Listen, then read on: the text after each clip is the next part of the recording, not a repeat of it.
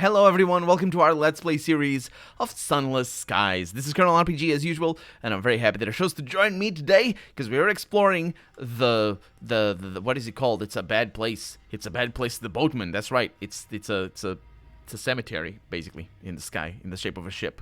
We don't know where the dead are, and it's bad.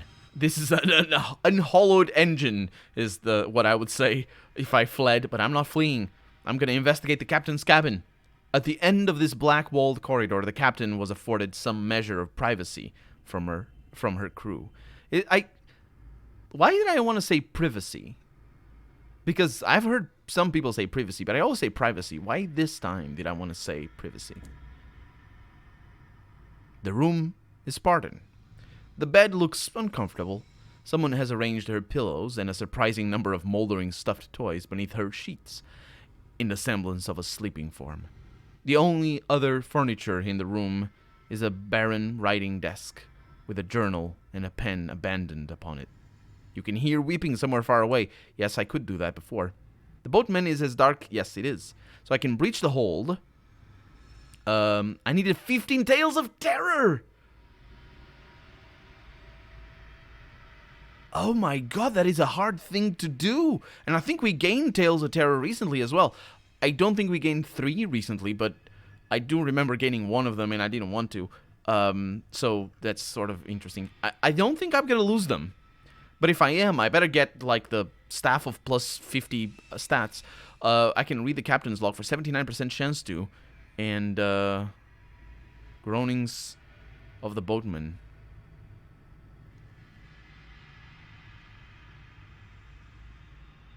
I don't know if doing this is gonna ruin my chances of doing that. I really do want to read the captain's log, though.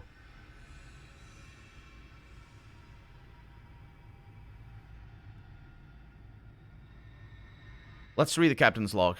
It must offer hints as to the goings-on. Something unnatural abides here. Okay, success is a good thing. Okay, we have a continue, which means we might be able to go back to that choice. Reading the captain's log provides a few clues. It reads, 11th September 1903. Line manager insists we shave a day and a half from the round trip.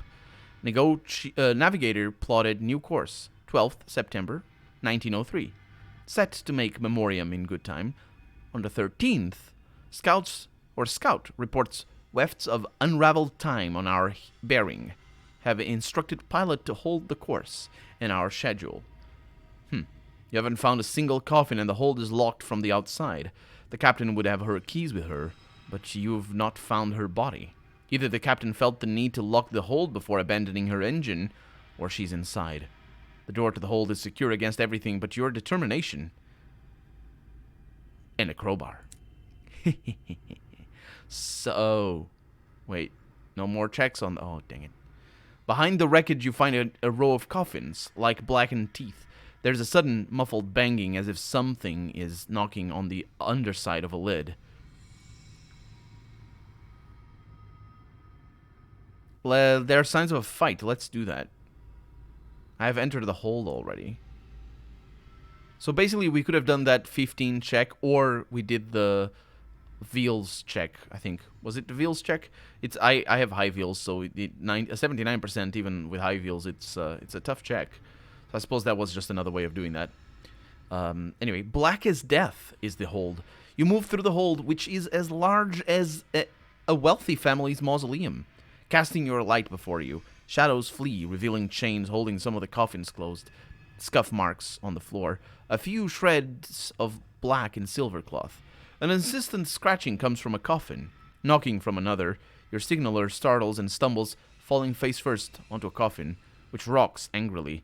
The lid slides off to reveal the boatman's captain, gagged, bound, and still very much alive. What? Footsteps approach slowly, as though dragged. Your stoker shrieks. Figures appear at the hold door, mantled in shadow. Who are they? What do they want? I'm gonna look at the figures. You raise your torch, illuminating the figures in the door. This provokes shrieks from your crew. Sallow-skinned, hollow-eyed, decaying corpses are blocking your escape. bloody rib cages, broken skulls, exposed bone, and sloughing flesh. Cadavers. Zombies. I'm not sure zombie... Oh boy. I'm not sure zombies or the word zombie... I don't know when it started. When the first... where the words comes from. It's a really weird word for me as a Portuguese speaking person. Well, I know it mostly as an English word, but it doesn't feel English for some reason. I don't know. I think that it comes from somewhere else or something. I don't know. So we can pray or reach for my weapon. What good are weapons against the walking dead? Walking corpses, they cannot mean well. Okay, there's two reasons for me to pray. First off, I'm a little bit better at that than I am at weaponry. Secondly, this second line right there, they cannot mean well. Which means that this is, maybe they mean well. But it isn't. What good are weapons against the walking dead? That is not what that line is. So I can maybe read something into it? Gain terror. Okay. Distressingly, the cadavers join in. Mumbling, rasping, and otherwise mangling the words. When you finish, the leader, a tall, tattered man in a stoker's uniform, thanks you. Very grateful to you for leading us in that, Captain. In the eerie light of your torch, you can make out moldering corpses. They stand in the doorway, silent as the grave. Wait, so the leader here is the leader of the zombies. Right? Because the zombies are in uniform already. They're part of the crew. They're the crew. Let's approach the corpses. They are the key to whatever befell the boatman. The leader, yeah, definitely, extends one bony hand. Its limbs it's limb. For the hand? The hand of the... No, the leader's limb. Is the bee mute? Anyway, the leader's limb shaking from the weight of yet unsloughed flesh. I also don't know how to pronounce that very well. I know what it means. It's just like slide off. It's just awful. Maybe that's what it means, slough. It's like slide off. Does it that? Anyway, I can introduce myself. It's only polite. I can pull off the ridiculous corpse mask. Enough of this farce. I'm not sure. Not sure it is a farce. Let's introduce myself. The corpse nods stiffly.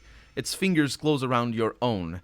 There is an uncomfortable moment where you almost leave with more fingers than you started with, but eventually, and with many corches, you extract yourself. We're glad you didn't run away, the skeleton says. The deceased stoker, now with capital D and capital S, sends another corpse to fetch brandy for your crew. The captain, he says mournfully, had a habit.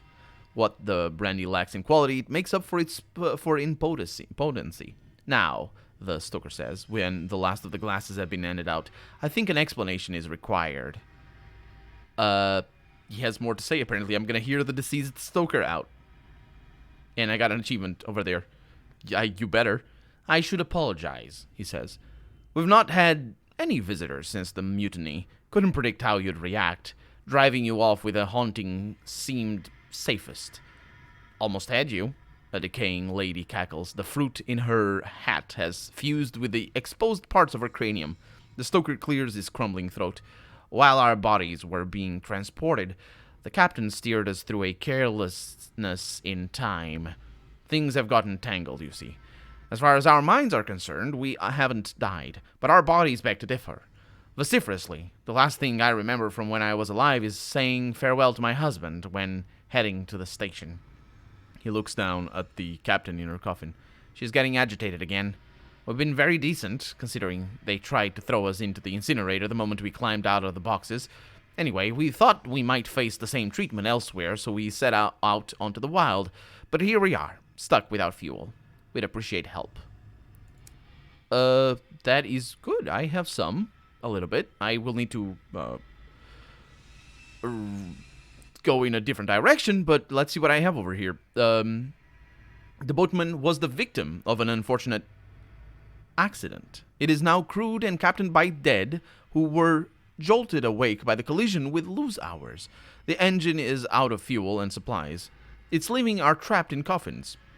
Its dead are torn between returning to London and seeking a new home. Theirs is not an eternal rest, but rather an unhappy intermission. I think I know of a place that the Hybris could do with them. A place that needs people. Maybe the single person that's back there wouldn't like them back, or like the zombies back. But anyway, I can speak with a happy dead. The deceased stoker leads a group of corpses eager to be off among the stars. I can speak with the unhappy dead. The battered chaperone rasps on their behalf. And I can speak with the living. The captain and crew are restrained in coffins. Their mouths are stained with the residue of corned beef, which the dead have been feeding them. That is weird. Super weird. Arranged to take the living home. We'd appreciate having our coffins back, the deceased stoker says. Oh, so we're supposed to take the living back. Okay. Arranged to take the grumbling dead back to London. The behatted chaperone is making pointed remarks about the contents of the deceased stoker's skull. The happy dead won't leave until they have the engine to themselves. Okay, let's talk with the happy dead first. The stoker adjusts his jaw to make his speech more intelligible. Damnable things, really. Last thing I remember from life before this is wishing him goodbye. A sigh rattles through his skull. I wouldn't want him to see me like this. He gestures to the assemblage of cadavers behind him.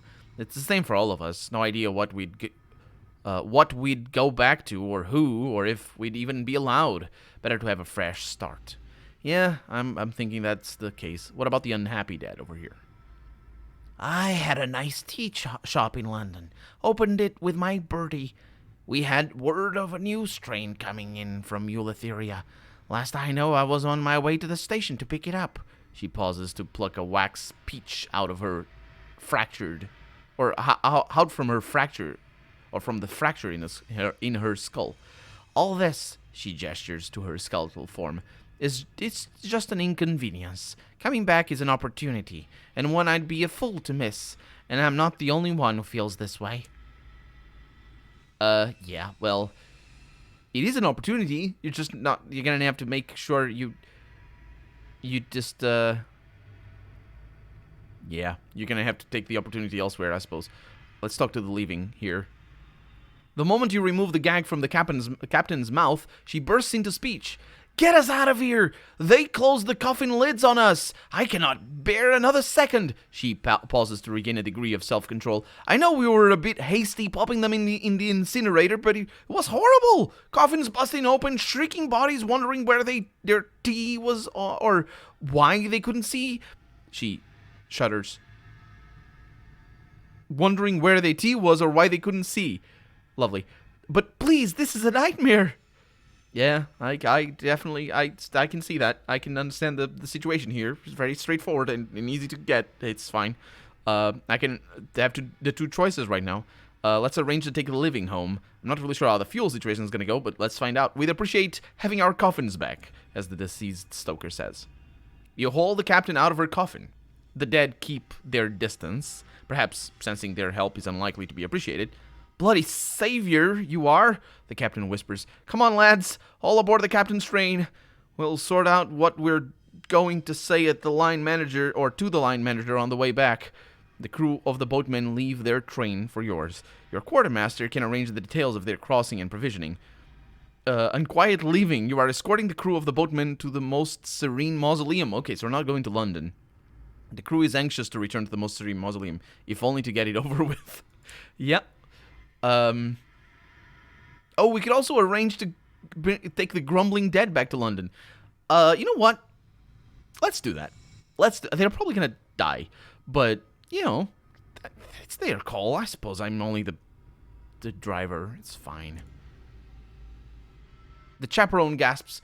You would? Oh, I can smell my whole tea shop already. Her voice gives out, but she conveys her feelings via a sudden, crushing embrace. Bones crack before she releases you. Fortunately, only hers. Her bone. Yeah, so I knew that. I realized that. It's fine. Your quartermaster can arrange the details of their trip back. Your quartermaster's expression suggests that they did not appreciate the reminder that the new passengers won't require supplies. No, they wouldn't. Also, I gained 5 terror. We definitely, desperately need to go back. So I can speak with the happy dead again. Just, yeah, it's just that. Return to your locomotive. You have done all you can here. It is time to get back underway. I really cannot leave fuel for them, can I? The stoker waves. Your visit was well-timed.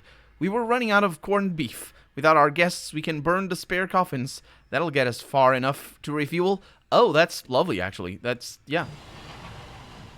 Oh, and look at that. I didn't even crash against anything. That is fantastic. I love that.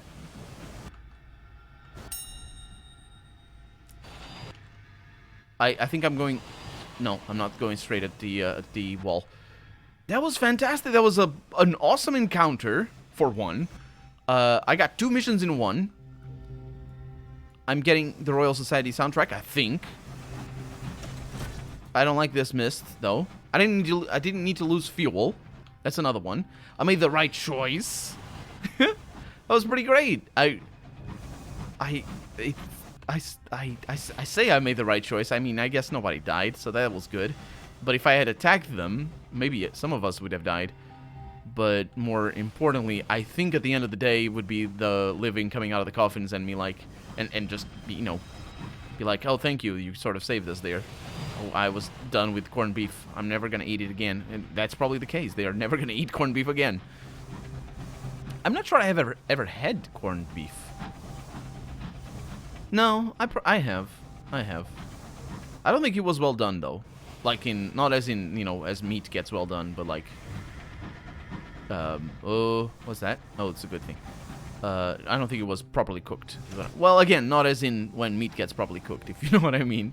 I think it was a little bit rubbish. This is always, you know, any dish is susceptible of being improperly cooked.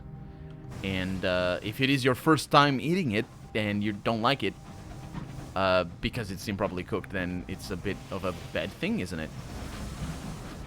I've had that happen to me. Specifically with mango. It's not a dish, though. I mean, I guess, well, you can eat it. It's like, you know what I mean. The first mango I ate was yeah, of course, was not ripe. And it's terrible. It's the worst thing. And I basically don't like mango. Because I can sense that taste. Oh, boy. I can sense the taste of the resin or whatever that is. So, we got requisitions here. We got stories. Actually, where are we right now? Portsmouth. I probably have some missions to do over here. I specifically have the port report somewhere.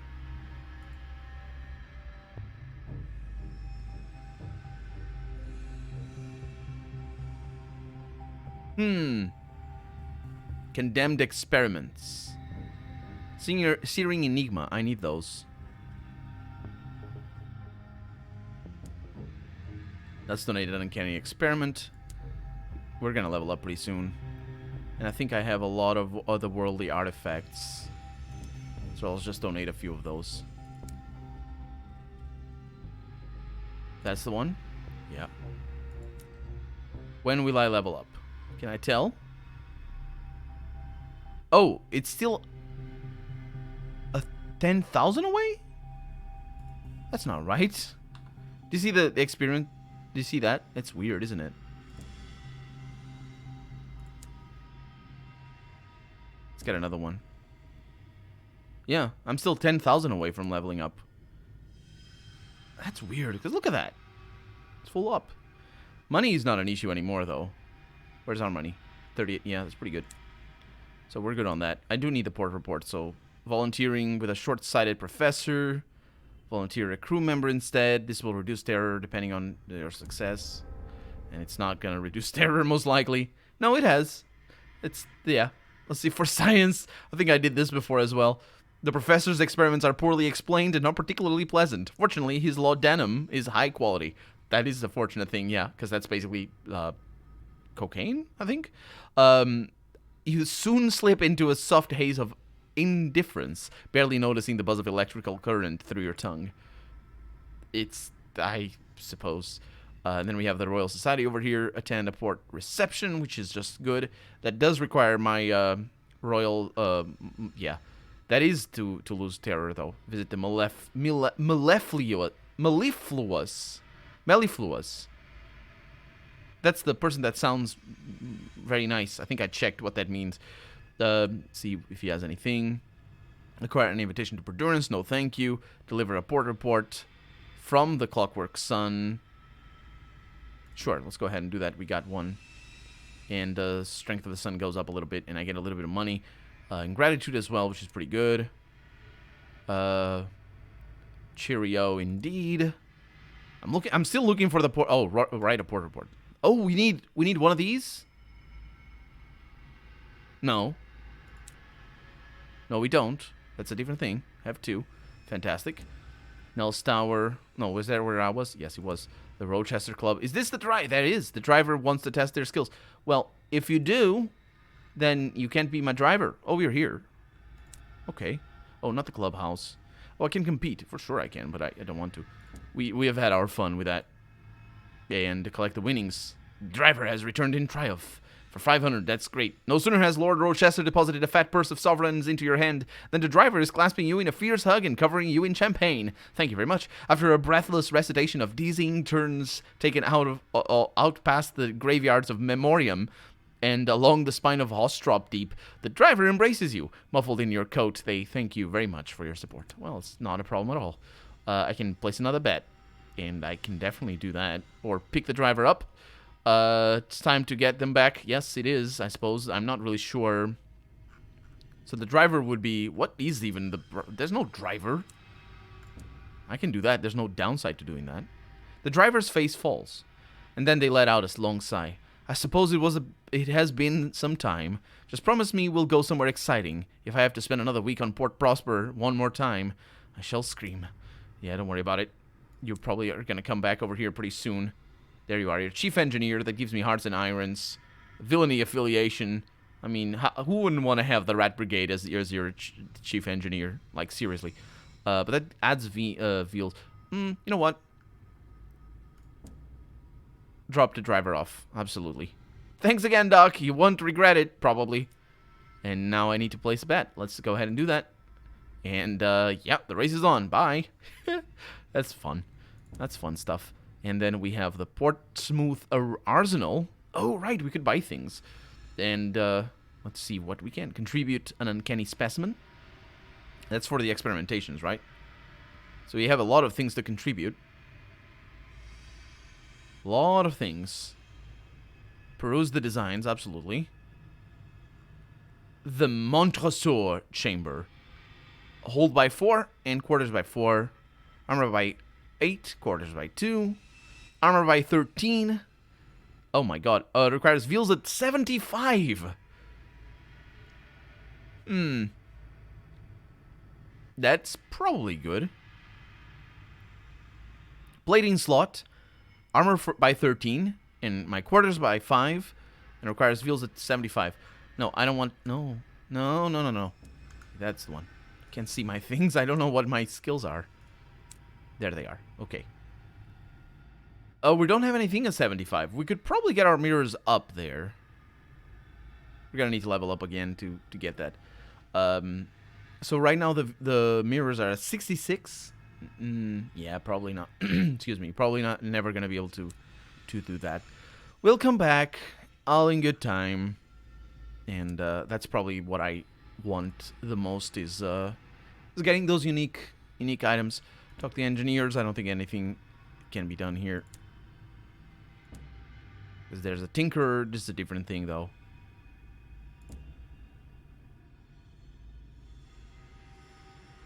"13 experimental modifications." And again, I bet we bought some stuff already. Anyway, we're good. And our shops and... yeah, everything is good. Okay. Next stop. Well, we know where the next stop is. It's London. Over there. There's a little bit of a thing over here. So how am I going to get this? Well, I'm going east. Undock. I'm going that way. Ooh, the acceleration is really good on this, actually. So, not so much the top speed, but the acceleration. It sort of makes up for the lack of, goodbye. Just goodbye? Yeah. It sort of makes up for the lack of, strafing. Or my reluctance to strafe, I should say. It's gonna be a long journey. And we're out of time for the day. So, for right now, I'm Colonel RPG, and this has been Sunless Skies. I really hope you've enjoyed it, and if you did, go ahead and leave a comment, like the video if you want to see the next episode come out sooner, rather than later. But above all, thank you so much for watching, and I hope I'll see you next episode. Bye-bye.